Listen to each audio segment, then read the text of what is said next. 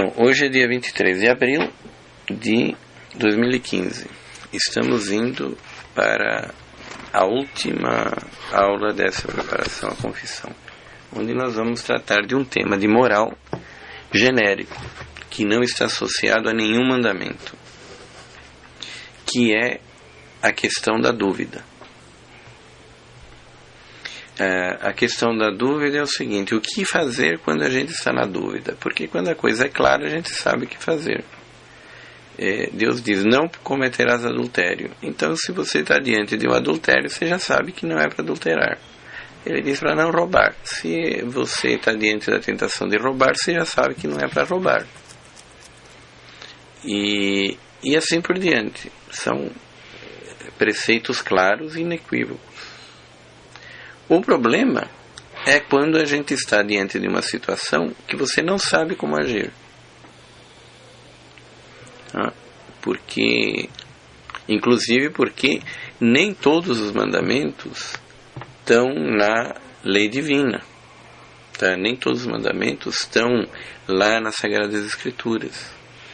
Que a própria natureza, ela é obra de Deus. Então, podem surgir situações infinitas que teria que escrever livros infinitos. Até Deus teria que fazer um livro gigantesco para poder entrar todas as coisas. Por exemplo, Deus nunca falou de anticoncepcionais, porque não tinha. Deus nunca falou de clonagem. Deus nunca falou de fertilização assistida. Deus nunca falou se certos tipos de contratos que se fazem hoje, eles equivalem a um roubo, porque não se faziam esses tipos de coisas. Então tem muitas situações novas que não estão nas Sagradas Escrituras, mas que obviamente às vezes são lícitas, algumas são evidentemente ilícitas. E tem muitas situações peculiares onde você não sabe exatamente como agir. Por exemplo, todos aqueles critérios que a gente deu para a cooperação com o mal, aquilo não estava nas Sagradas Escrituras, teve que ser deduzido por pessoas sábias para poder ajudar a gente a compreender uma situação específica que não estava claramente contemplada na revelação. E ademais também pode acontecer muitas outras situações de dúvida. Quer dizer, você vai comprar uma casa e o fulano não tem a escritura. E você não sabe se a casa é dele ou não é dele. Você acredita porque ele diz que é dele, mas ele perdeu a escritura. E como é que você vai fazer? Então você não sabe se ele está te enganando ou ele está te roubando. E pior ainda, você não sabe se ao você querer arriscar, na verdade você está acabando prejudicando uma terceira pessoa que talvez não esteja sabendo das coisas. Então são situações de dúvida, onde nós ficamos perplexos na hora de agir, e não adianta procurar na revelação, porque lá está escrito: não pode roubar. Tudo bem, isso eu entendi, mas isso daqui é um roubo? E aí? Então, surge a questão moral, que é frequente, de como é que a gente sabe, como é que a gente age quando a gente está na dúvida. Então, isso é uma questão delicada, que às vezes em pessoas muito aflitas, ansiosas, etc., pode inclusive produzir exageros, onde a gente deve procurar ter o cuidado de saber evitá-los. De modo geral, existe uma regra na moral que é muito importante, que ela diz o seguinte: não se pode agir na dúvida. Quando você age na dúvida, você está cometendo o pecado que você estaria cometendo se aquela dúvida fosse certa. Se você tivesse certeza que não é dúvida, que aquilo é errado. O que não é difícil de entender. Por exemplo, vamos imaginar o seguinte: que você está caçando na África, um javali. Aí de repente uma coisa move atrás da árvore e você acha que é o javali. E faz 20 dias que você está procurando o javali e não acha. Ou você atira agora, ou então você vai ter que voltar para casa sem o javali. Mas você não tem certeza que é o javali. Tudo indica que é, mas talvez fosse uma criança. E você então resolve que você vai atirar mesmo assim, porque deve ser um javali, e você não vai perder a tua viagem para não levar o javali para casa. Não deve ser uma criança. Aí você dá um tiro e alguma coisa cai atrás da moita.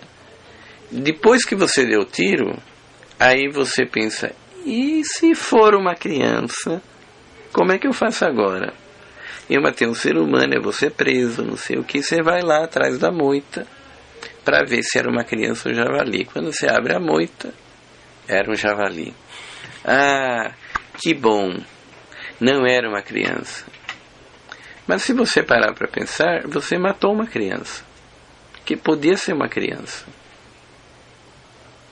Tá certo? Você não podia ter atirado na dúvida. Então, na verdade, você já fez uma coisa perversa. Você, sabendo que podia ser uma criança, você resolveu arriscar. Então você matou a criança, foi um javali, mas no teu coração, na tua alma, você matou uma criança. Então, não se pode agir na dúvida. Certo? Se você age na dúvida e não acontece o pior, você já é culpado do pior. Isto pode parecer uma coisa horrível, e de fato às vezes porque às vezes as pessoas começam a ficar meio doidas e começam a duvidar de tudo, até onde não tem fundamento para duvidar. Isso é ruim. Eu estou falando de dúvida fundada, tá? Dúvida realmente fundada. Mas quando se trata de dúvida fundada, essa regra é fundamental, porque na verdade é esta regra que acaba produzindo a prudência. Lembra que eu falei que tem uma virtude chamada prudência, que é a que determina nas situações concretas o que é correto agir? E a prudência tem que surgir pelo estudo e pela reflexão, principalmente, supondo que hajam as virtudes. Então, quando você diz que você não pode agir na dúvida, você tem que resolver a dúvida antes, você na verdade está obrigando o fulano a ser uma pessoa prudente. O que você está dizendo é que você nunca pode fazer as coisas sem conselho. Você só deve fazer as coisas quando você tiver certeza que elas são lícitas, porque você pensou nelas e você não está arriscando a tua vida, a vida dos outros e a moralidade do que você faz. Essa regra é equivalente a você dizer: não faça nada sem conselho e jamais te arrependerás. Então essa regra diz que quando existe um risco moral, você não pode atirar a esmo. Você tem que primeiro ter certeza que o risco moral foi afastado. Então, você não podia atirar naquele javali se houvesse uma dúvida que era criança. Você primeiro tinha que se certificar que não era uma criança. Senão, você tinha que se abster. Paciência. Eu acho que eu vou perder um javali. Mas antes isso do que eu estar talvez matando uma criança. O problema é que na prática, muitas vezes, isso significa o seguinte, que quando você está na dúvida, você não deve agir. Nós estamos falando de dúvidas morais, certo? Não é na dúvida assim, eu vou almoçar, aí o garçom pergunta, você quer uma pizza ou quer uma feijoada? E aí você está na dúvida. Essa dúvida não é uma dúvida moral.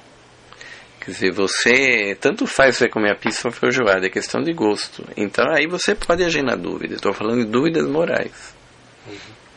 certo? Você está doente e aí um médico diz, olha, aqui tem 2 remédios, um deles é um veneno, se você tomar você pode morrer, o outro é o remédio que vai te curar. Eu acho que é esse, mas eu não tenho certeza. Isso é uma dúvida moral, você pode estar cometendo um suicídio. Diz, não, doutor, o senhor se informe direito quando você tiver certeza. Qual é o remédio que não é o veneno, você me fala. A não ser que seja o caso em que ele diga, olha, não vai dar tempo de eu procurar, infelizmente, se você não tomar agora, daqui a 1 minuto você vai ter um infarto e aí você está morto. Então a gente tem que arriscar, que em 1 minuto você está morto. Se você tomar o remédio, pode ser que você sobreviva.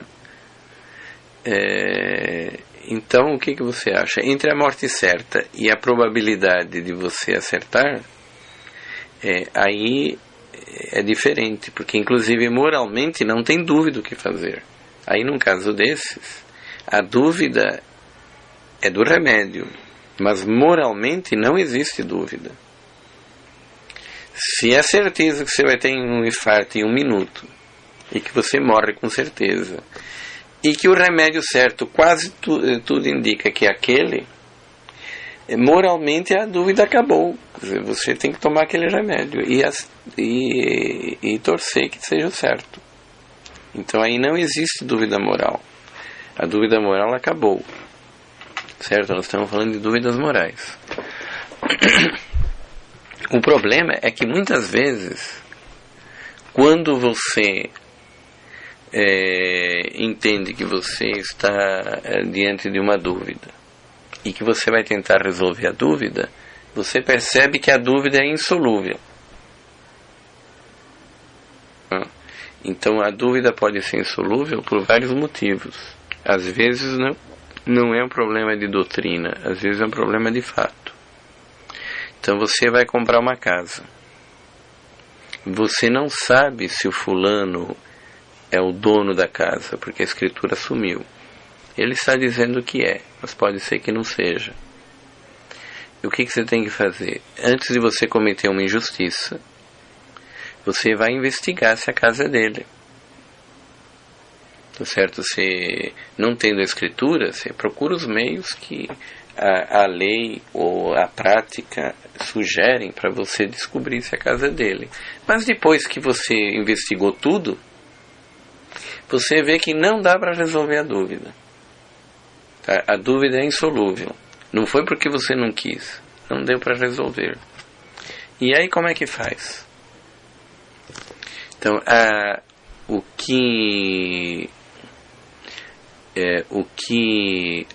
num caso desses a gente tem que fazer é o seguinte: toda vez que você estiver numa dúvida fundada, tá? Toda vez que você estiver numa dúvida fundada, você não pode agir na dúvida. Você tem que primeiro investigar o que é o certo. Tá? E se investigar o que é o certo, você o faz investigando os fatos, se for um problema de fato, investigando a doutrina, se for um problema de doutrina. Tá? Perguntando para alguém que conhece moral, ou você estudando você mesmo, mas tem que resolver primeiro a dúvida. Se você resolveu a dúvida, o problema está resolvido, porque você já sabe como agir. Se você percebe que a dúvida é insolúvel, tá, que não dá para resolver, então neste caso a moral ensina que existem 2 possibilidades. Se é um problema que pode causar a morte de alguém ou um dano gravíssimo, como era o caso do javali, tá certo? Ou se é um problema que pode causar a invalidade de um sacramento, a invalidade de um matrimônio, ou da administração do batismo, ou da confissão, ou da Eucaristia por parte do padre, No caso do leigo, ele não precisa se preocupar normalmente com isso. São problemas que podem acontecer, mas muito mais difíceis. Mas se você se você estiver diante de uma situação que você pode causar uma morte e um dano grave por agir na dúvida, se já tentou resolver a dúvida e viu que a dúvida não tem solução, se não tem jeito de saber a verdade, e é um problema que pode matar alguém, pode causar um dano grave, pode causar a invalidade de um sacramento, ou pode causar transtornos inaceitáveis, certo? Impensáveis, quer dizer, danos graves de modo geral.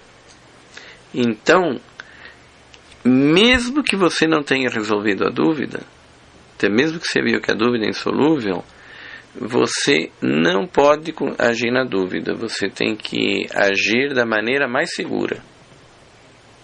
Então, no caso, por exemplo, é não dar o tiro no suposto javali.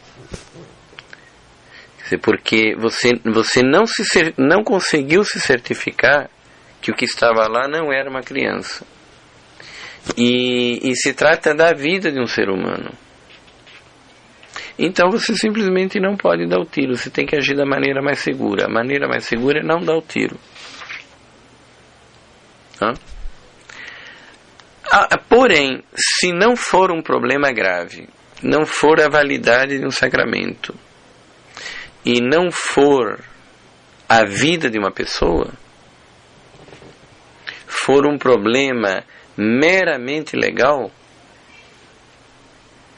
tá certo? Um problema que é meramente de determinar a legalidade de uma coisa, se é um dia de jejum, se não é um dia de jejum, se tem uma obrigação de assistir à missa, se não tem obrigação de assistir à missa,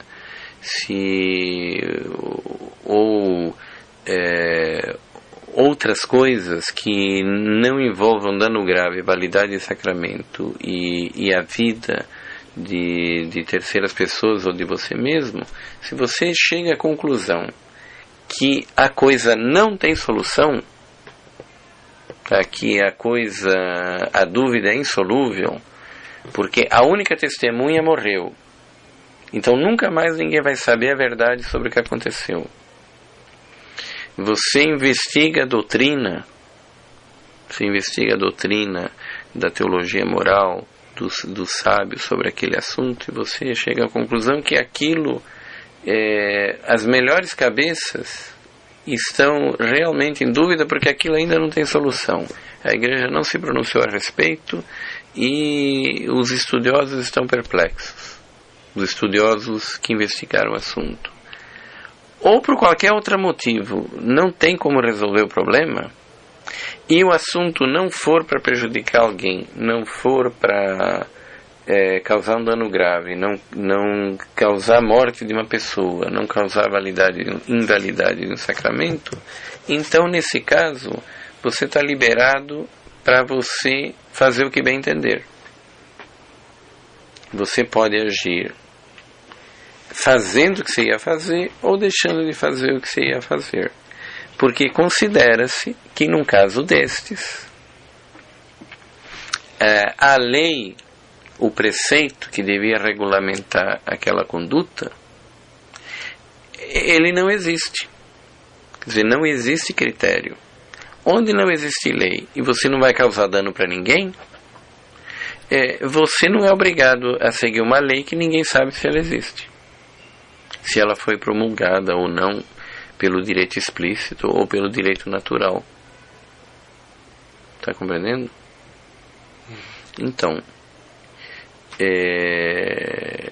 ou em outras palavras, não é lícito agir na dúvida. Certo? Não é lícito agir na dúvida. Quando a gente está falando de dúvidas fundadas, tá? Dúvidas que tenham consistência, tá? Senão a gente começa a achar que absolutamente tudo é dúvida, certo? E isso não é bom. Nós estamos falando de dúvidas fundadas. E quando a gente está numa dúvida se uma coisa é correta ou não, você não pode agir daquela maneira. Você tem que primeiro se informar ou investigar a coisa. Senão, ao fazer aquilo, você peca. E se ao investigar a dúvida você encontra a solução, ótimo, age-se de acordo com aquela solução. Se você não encontra uma solução porque a solução é impossível, pelo motivo que for, é humanamente impossível, não existe solução. Nunca vai se saber, ou pelo menos nesta geração, não se vai saber o que realmente é a verdade sobre aquilo. Tá? Depende de documentos que só daqui a 100 anos vão ser descobertos. Ou sabes lá o que for. Nesse caso, quando a dúvida for insolúvel, então se é algo que vai matar alguém ou vai causar um prejuízo grave, você tem que se abster de uma conduta que possa causar aquilo. Você tem que agir do modo mais seguro. Se é algo que não vai causar dano grave para ninguém, é uma questão puramente, digamos assim, legal, de honestidade, de consciência, então você está livre para fazer aquilo que você quiser fazer. Se fazer de uma maneira ou de outra. A dúvida na prática acabou.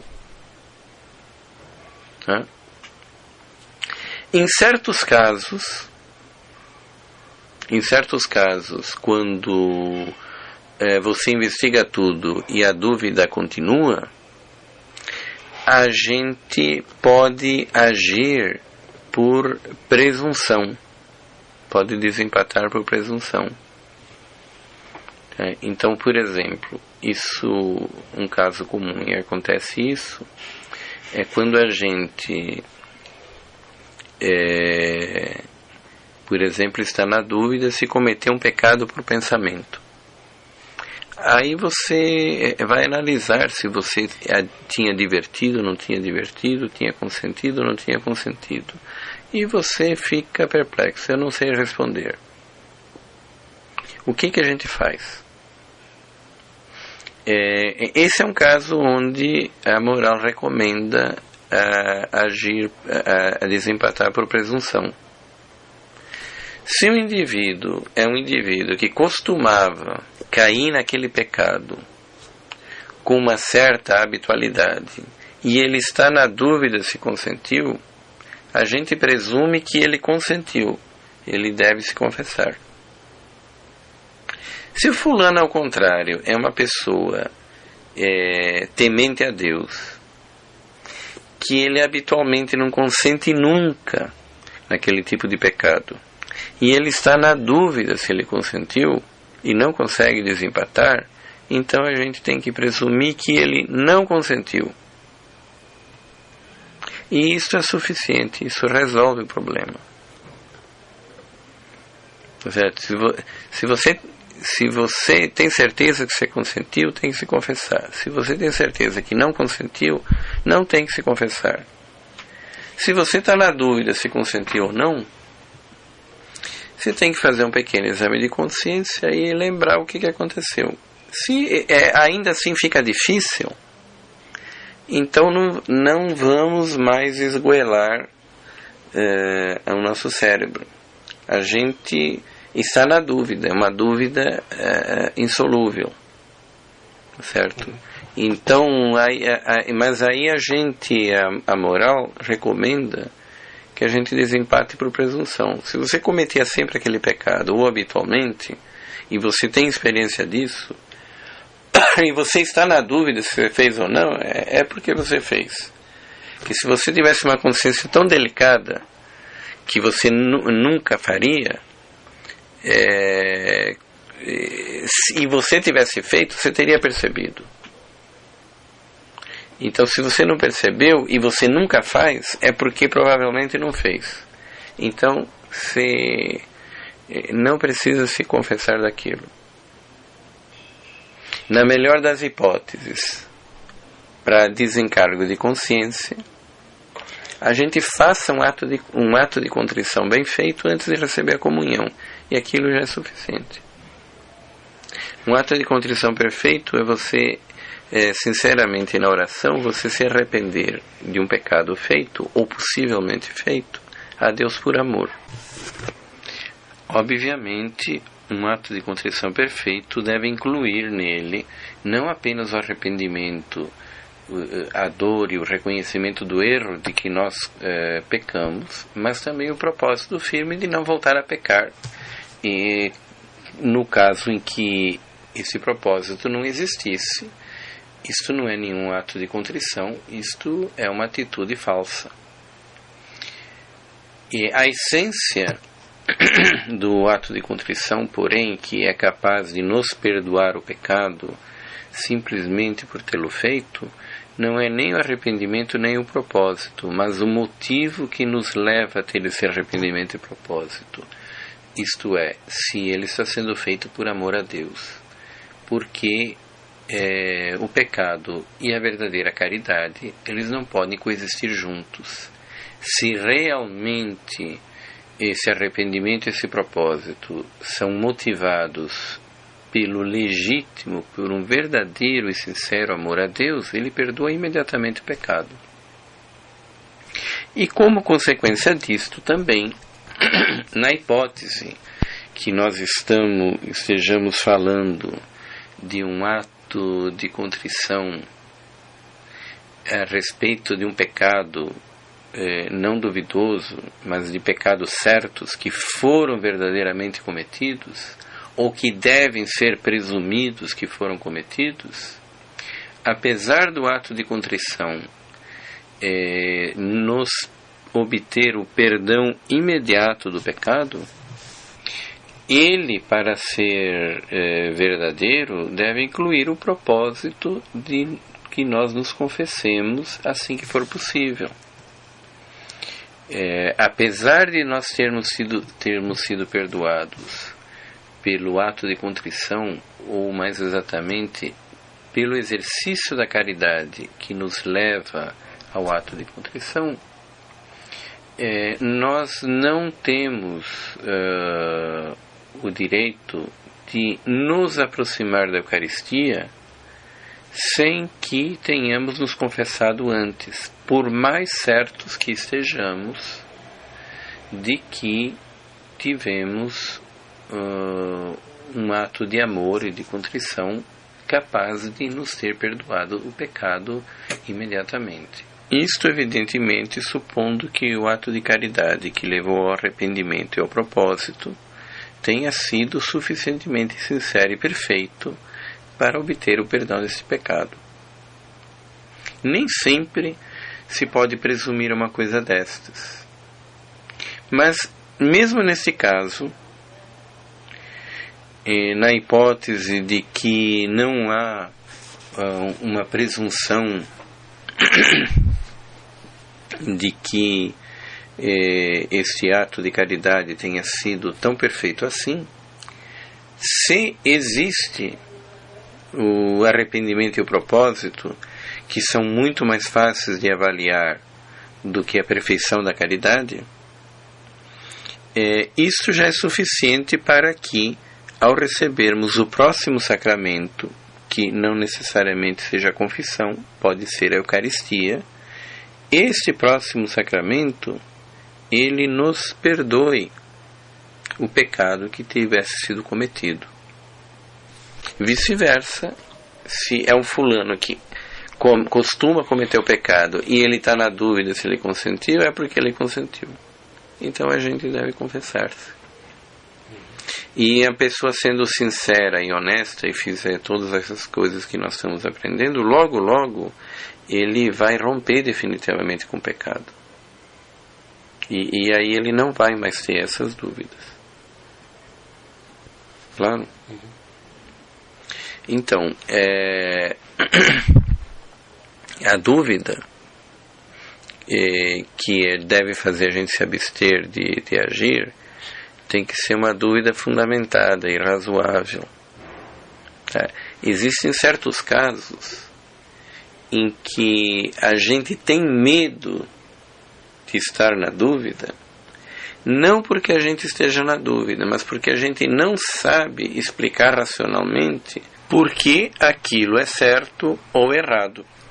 Existem de fato situações em que nós temos a impressão psicológica de estarmos na dúvida e nós, de fato, não estamos numa dúvida moral no verdadeiro sentido. Às vezes, ao contrário, nós estamos diante de uma certeza moral. Mas nos parece que aquilo seja uma dúvida porque nós não sabemos dar a explicação técnica, filosófica ou teológica da razão daquilo nos parecer certo ou errado. Isto não é uma verdadeira dúvida. Quando acontece isto e nós temos aquela praticamente firme certeza de que algo é correto e que jamais um especialista, qualquer que seja que a gente consulte e que seja honesto, nos vai dizer que tal coisa é errada, nós estamos diante de uma certeza, principalmente se aquilo não envolve perigos extremos. Então, nesses casos, nós não podemos falar de uma dúvida autêntica. Isto, na verdade, é um medo de errar, porque nós não sabemos dar a explicação correta. Mas a evidência da moralidade da coisa se impõe. Obviamente, eu estou falando de uma pessoa que esteja comprometida com o bem, que ela viva razoavelmente as virtudes e que tenha a virtude da prudência razoavelmente desenvolvida. Não estou assinando um cheque branco para qualquer pessoa que me diga que ela tem certeza absoluta que tal coisa é certa ou errada, mas ela não sabe explicar porquê, e então eu estou lhe dizendo que então ela faça o que ela bem entende. Eu estou falando de pessoas que realmente têm uma integridade moral que lhe leva a dar esta certeza de avaliação, ainda que não saiba dar uma explicação técnica. Isto, por outro lado, não é uma coisa tão incomum de acontecer. Nós, por exemplo, normalmente não somos especialistas em direito penal. Nós não sabemos todos os crimes que podem ser cometidos diante da lei numa sociedade. No entanto, nós não nos preocupamos com isto, e na maioria dos casos, porque nós temos, nesses casos, uma convicção de que tal ação ou tal outra ação não poderá ser um crime, ainda que nós não tenhamos estudado direito penal. E nós temos a certeza que, apesar de não sabermos explicar por quê, jamais haverá um jurista que nos conseguirá convencer que aquilo diante da lei é um crime. A mesma coisa também ocorre na medicina. Nós frequentemente temos sintomas de uma série de coisas e que muitas vezes nós sabemos que aquilo não deve ser uma doença grave e que nós não iremos procurar um pronto-socorro ou não iremos procurar um médico porque temos outra coisa muito mais importante para fazer. E que naquele caso nós não podemos acreditar que haja um médico no mundo que, se nós fôssemos consultar, ele nos diria que temos que ser internados imediatamente porque a nossa vida corre perigo. Então, existem muitos casos em que isto é praticamente uma evidência, apesar de nós não sabermos dar a justificativa técnica. Obviamente, eu volto a dizer que neste caso eu estou me referindo a uma pessoa de experiência e que tem uma certa cultura geral para poder avaliar esses casos praticamente óbvios, mesmo sem ter estudado medicina. De fato, existe gente que por falta de prudência ou por falta de um certo conhecimento geral, ainda que não especializado, pode colocar em risco a sua vida. Não estou dando um cheque em branco para as pessoas agirem só porque elas teimam irresponsavelmente e sem ter as qualificações de que tal coisa ela só por lhe parecer que seja certa ou errada, ela pode agir em consonância. Mas eu estou dizendo que existe uma certa prudência, existe uma certa cultura geral que ou na área moral ou na área médica permite a um leigo julgar que determinada situação não é caso de internação num pronto-socorro, não é um crime no direito penal e não pode ser um pecado grave, em hipótese alguma. E o fato dela não saber justificar tecnicamente não lhe tira essa certeza. A dúvida que torna ilícito o agir quando estamos agindo em dúvida não é esse tipo de dúvida. E eu quero observar aqui que este preceito de que é ilícito agir na dúvida sem antes tê-la resolvido, na verdade é um preceito dourado e que tem um valor pedagógico muito grande. Tá? Porque a maioria das pessoas, a esmagaria, a vida das pessoas é complicada. Tá? A vida das pessoas é complicada. E a vida das pessoas é enrolada. E ela se mete em situações que detonam a vida dela justamente porque eles não têm esse cuidado. Justamente porque eles não agiram com prudência. A prudência, entre outras coisas, é aquela virtude que determina se você está fazendo a coisa na dose certa e se aquela coisa é correta ou não moralmente. Então, essa regra moral de não agir na dúvida, ela equivale a dizer, em todas as coisas você haja com prudência. Tudo que você fizer, nunca arrisque sair errado. Tá certo? Tudo que você fizer, você se aconselhe primeiro. Com você mesmo, com a tua consciência, com a tua reflexão, com uma pessoa que conheça, com um homem sábio, com os livros que tratam do assunto. Nunca faça as coisas quando isto tiver implicações morais, arriscando. A maioria das pessoas, quando elas detonam a vida dela, é porque elas não seguiram essa regra. Tá? É porque elas não seguiram essa regra. E se elas seguissem essa regra, elas nunca dariam murro em ponta de faca. A vida delas seria como um regato que vai fluindo suavemente no seu leito. Tá certo? E no fundo isto é o preceito que está na Bíblia. Haja sempre com conselho e nunca te arrependerás. Isto está num provérbio. Agir sempre com conselho é quando você estiver na dúvida, porque senão não existiria motivo para conselho, você procurar o conselho e agir quando você tem certeza. Isso também evita uma outra coisa muito ruim. Porque normalmente as pessoas gostam de culpar os inocentes, tá? As pessoas mais idôneas.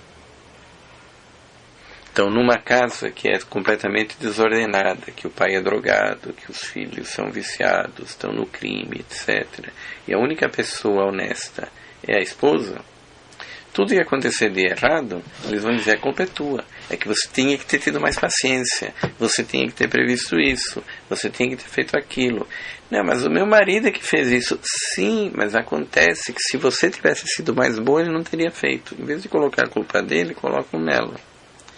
E a pessoa, se ela sempre agiu coerentemente, se sempre quando ela agiu, ela tem certeza que ela agiu sabendo que estava fazendo certo, e quando ela não sabia, ela procurou se informar, quando as pessoas começam a acusar ela, ela mesma tem uma defesa na própria consciência. Quer dizer, não, eu nunca agi na dúvida, eu sempre agi sabendo das coisas. Então eu não tenho culpa. Se aconteceu o pior, a culpa não foi minha. As pessoas, na medida que vão se tornando mais virtuosas, a consciência delas fica mais delicada. E as pessoas começam a acusar que os erros são dela. Ou até a própria consciência dela começa a duvidar. Será que eu agi errado? Uma pessoa que segue esse preceito de sempre se consultar em caso de dúvida, ela sabe que não agiu errado. Se ela tiver errado, não é culpa dela. Porque ela tomou todas as providências. Então ela nunca na frente, se a vida dela der coisa errada, os familiares dela der coisa errada, nunca lá na frente ela vai começar a achar que a culpa é dela, que ela sabe que não foi. Tá certo? Então, tanto para a defesa da consciência da gente, como para a construção da prudência, e como para a gente não detonar a própria vida, a gente tem que aprender a gente saber parar quando a gente não tem certeza se uma coisa é lícita ou não, se uma coisa é correta ou não, se isto vai colocar em risco a vida dos nossos filhos, do nosso esposo, do nosso marido, de mim mesmo.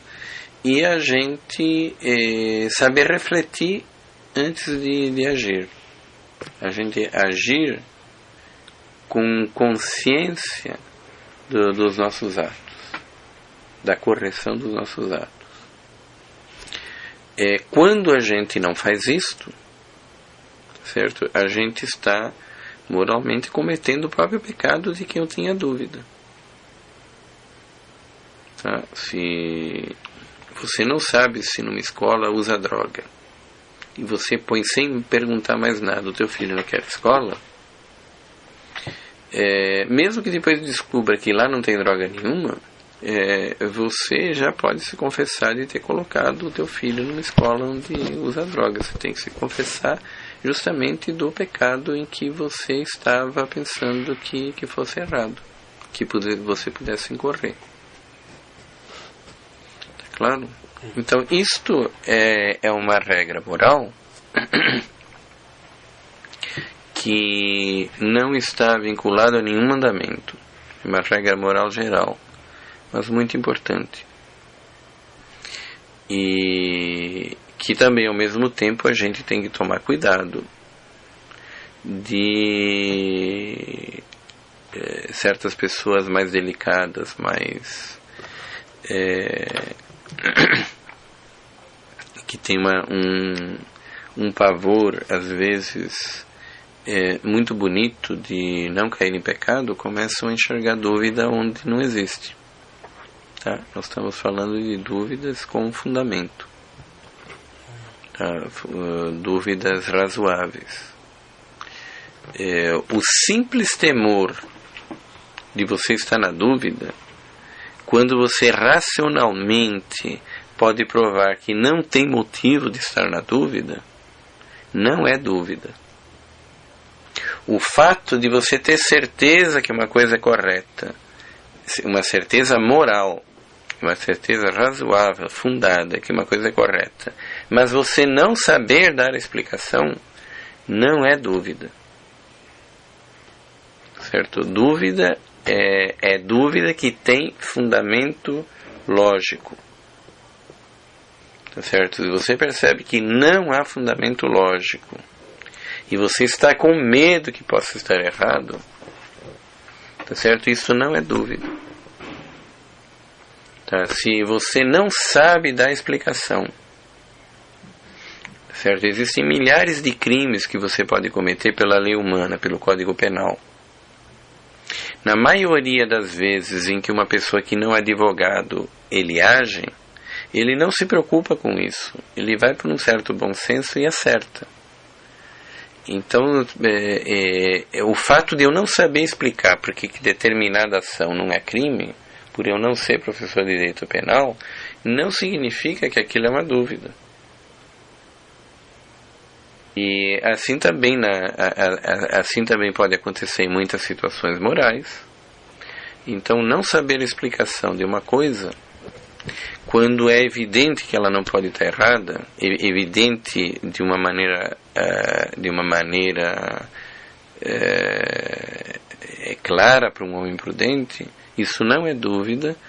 E o medo de estar errado, quando você tem toda a fundamentação para não sê-la, também esse medo não é dúvida. Você pode agir contrariamente a esse medo, porque a dúvida não é um problema passional. A dúvida é um problema racional.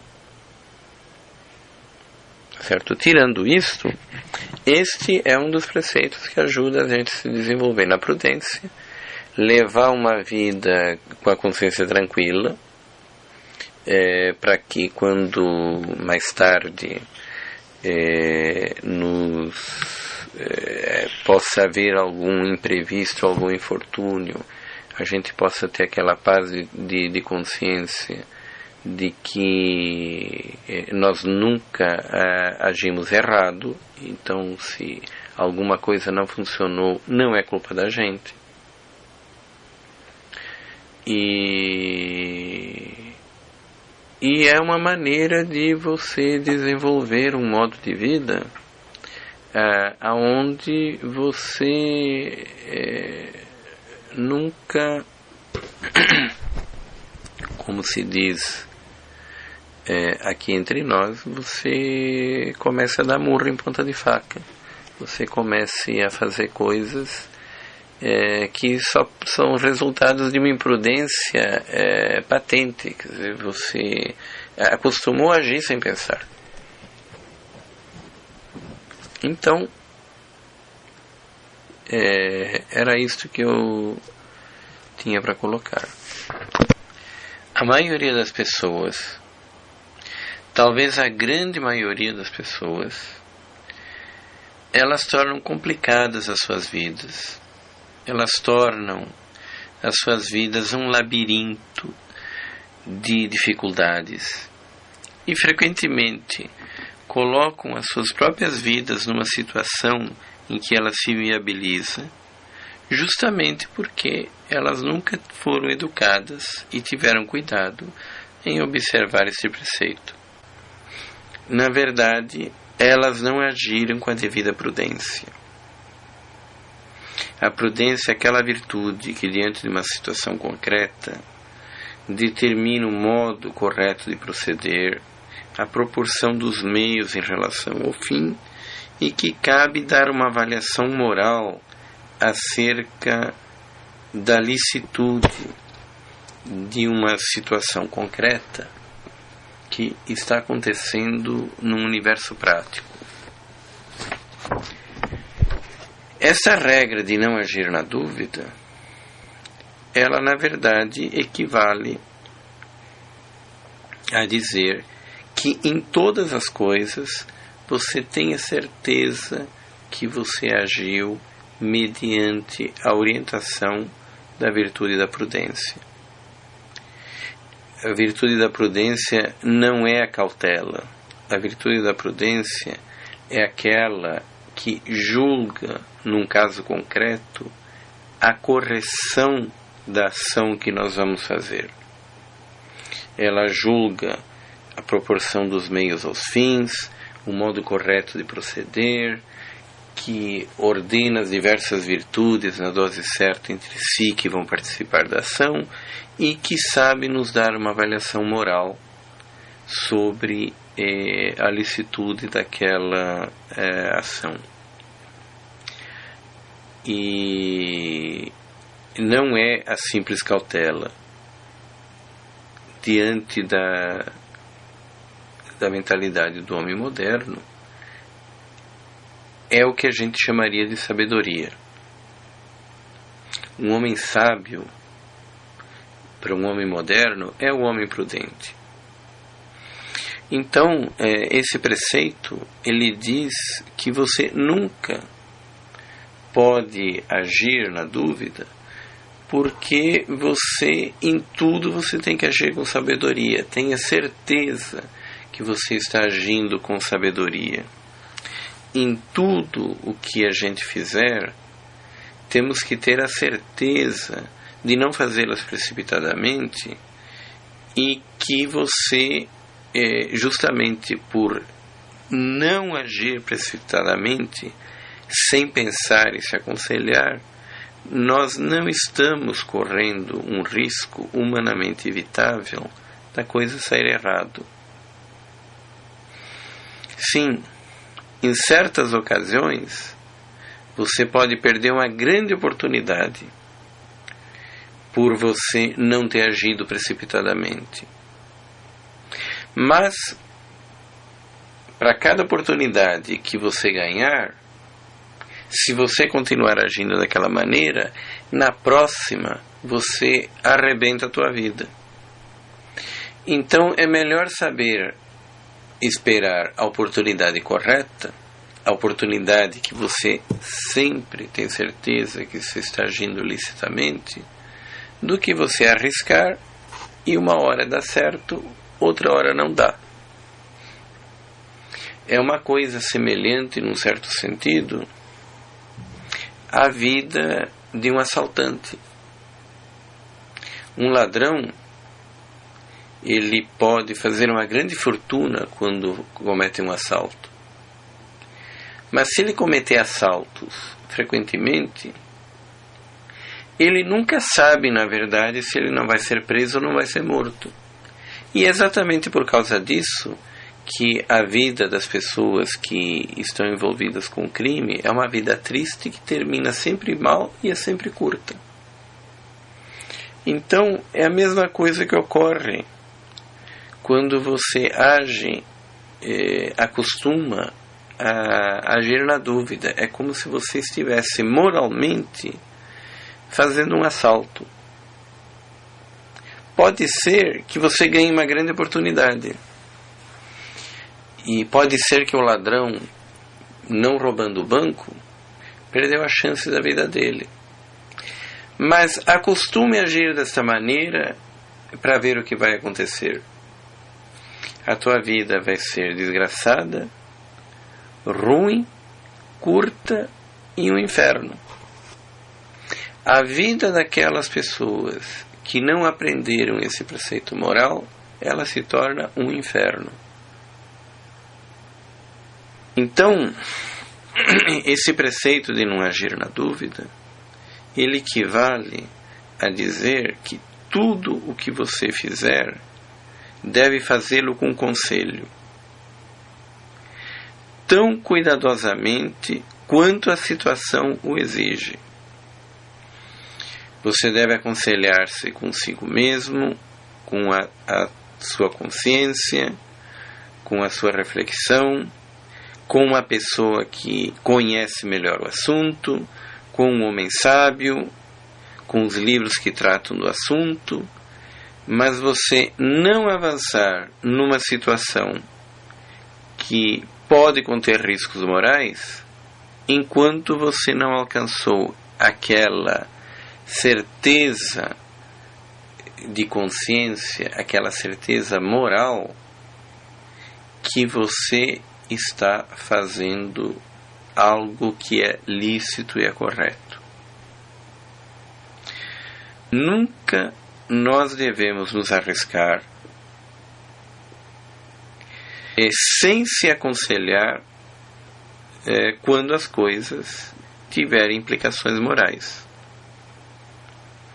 A maioria das pessoas que detonaram as suas vidas, de uma maneira ou de outra, é porque em algum momento elas não seguiram essa regra, ou elas não aprenderam a seguir essa regra em tudo o que elas devessem fazer. Quando nós agimos na dúvida, nós estamos cometendo aquele pecado que a gente estava com receio de cometesse, no caso em que, se estudássemos e resolvêssemos a dúvida, descobríssemos que era o que estávamos temendo. Se essas pessoas seguissem esta regra, se as pessoas aprendessem a seguir esta regra desde o começo das suas vidas, ou pelo menos a partir do momento em que elas resolvem convertê-las a Deus, as vidas dessas pessoas seguiriam de uma maneira calma e plácida, como as águas de um riacho, de um regato que corre suavemente em seu leito, mesmo que aparentemente, diante dos outros, ela esteja vivendo uma vida cheia de eventos intensos. No fundo, esse é o preceito do livro de Provérbios, que diz que você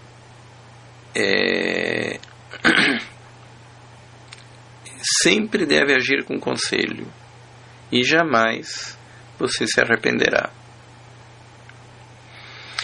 Além de evitar que na nossa vida haja imprevistos que detonem o seu curso, este preceito também ele é um remédio contra um outro mal que está relacionado com os sentimentos de culpa infundados. Este preceito ele é muito útil e é muito importante, porque na medida em que nós resolvemos seguir uma vida de virtudes, o que ocorre e que se observa que ocorre é que a nossa consciência vai se tornando cada vez mais delicada. E justamente por causa disto, não somente nós, mas inclusive as pessoas à nossa volta, costumam nos culpar cada vez mais fortemente por coisas que objetivamente nós temos cada vez menos culpa. A maneira de evitar que isto nos assalte, principalmente se por algum motivo que frequentemente não é de nossa responsabilidade venha ocorrer algum infortúnio, é justamente pela observação desse preceito.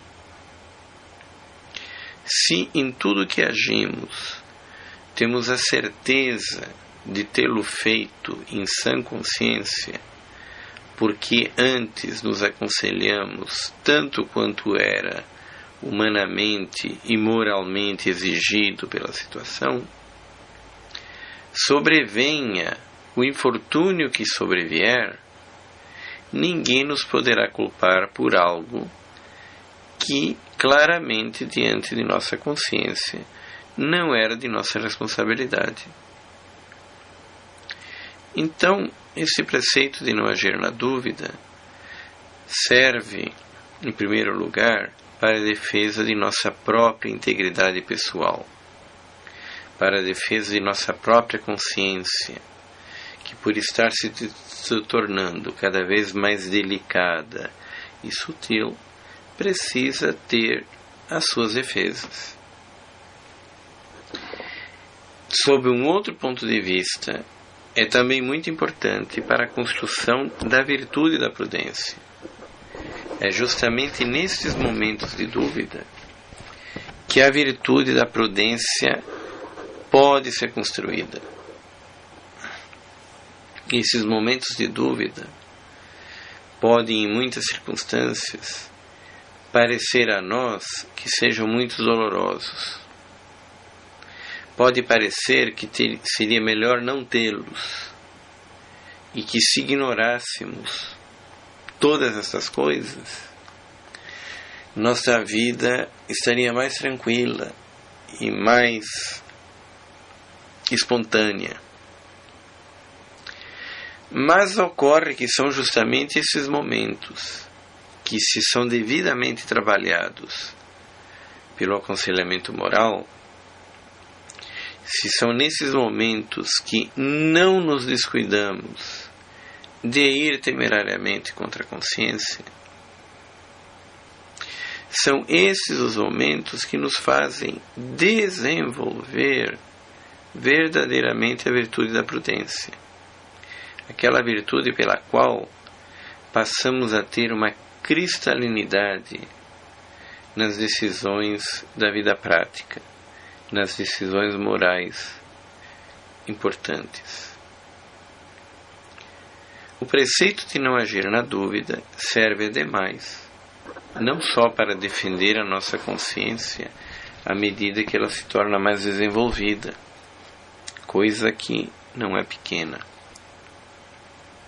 Os seres vivos, quanto mais perfeitos são em sua estrutura, mais necessitam de um sistema imunológico avançado. É assim que o sistema imunológico de um ser humano tem que ser muito mais sofisticado do que o de um macaco, que tem que ser mais sofisticado do que o de um pato, que é imensamente mais sofisticado do que o de uma ameba, se é que uma ameba tem sistema imunológico. Exatamente por este motivo, a consciência de um homem santo deve ter um sistema imunológico que cresceu pelo cuidado que nós tivemos em toda a nossa vida com essas questões. O preceito de não agir na dúvida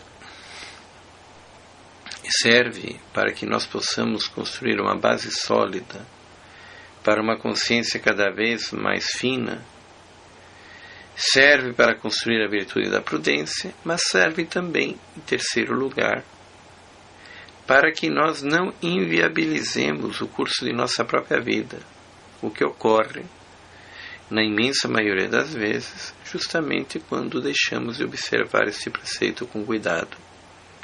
Entramos, muitas vezes, num beco sem saída. E se tivéssemos observado o mapa, não teríamos entrado. É muito importante, portanto, que tenhamos esta norma moral bastante clara diante dos olhos. Do ponto de vista do sacramento da confissão e do ponto de vista do erro que é feito quando se age na dúvida, o que tem a se dizer é que quando nós agimos na dúvida, nós cometemos exatamente a mesma espécie de pecado que nós cometeríamos se nós tivéssemos aliás, nós cometemos justamente, nós incorremos na culpa daquele pecado que nós estávamos com receio que pudesse se constituir caso estivéssemos fazendo o erro de que estávamos temendo. Imaginemos o caso em que uma mãe coloca o próprio filho numa escola onde ela tem fundamentos para crer que esteja havendo tráfico de drogas e que o seu filho possa se tornar um viciado em drogas. Ainda que ela depois verifique que os motivos que ela tinha para ter receio de que houvesse drogas na escola não tem um fundamento, ela, na verdade, expôs o filho dela a se tornar um drogado. E isso já é um pecado. É o próprio pecado que ela estaria cometendo caso ela estivesse colocando o filho dela numa escola onde ela tivesse certeza que há tráfico de drogas, sim, de um modo que pudesse envolvê-lo neste crime. Este preceito de não agir na dúvida não está vinculado a um determinado mandamento. Ele está vinculado à moral cristã como um todo. Há que se tomar cuidado, evidentemente, de não enxergar dúvida aonde a dúvida não existe. Para que se possa falar de uma dúvida moral, ela deve ter um fundamento. O simples medo de errar não é dúvida. A dúvida tem que ter um fundamento em que se basear, um fundamento lógico, um fundamento racional. Senão, não existe dúvida. Dúvida é um problema da razão e não um problema da paixão. O simples temor de você estar na dúvida, quando você racionalmente pode provar que não tem motivo de estar na dúvida, não é dúvida. Dúvida é dúvida que tem fundamento lógico. Tá certo? Se você percebe que não há fundamento lógico e você está com medo que possa estar errado, tá certo? Isso não é dúvida. E o medo de estar errado, quando você tem toda a fundamentação para não sê-la, também esse medo não é dúvida. Você pode agir contrariamente a esse medo, porque a dúvida não é um problema passional. A dúvida é um problema racional. Certo? Tirando isto, este é um dos preceitos que ajuda a gente a se desenvolver na prudência, levar uma vida com a consciência tranquila, para que quando mais tarde possa haver algum imprevisto, algum infortúnio, a gente possa ter aquela paz de consciência de que nós nunca agimos errado. E é uma maneira de você desenvolver um modo de vida aonde você comece a fazer coisas que só são resultados de uma imprudência patente. Quer dizer, você acostumou a agir sem pensar.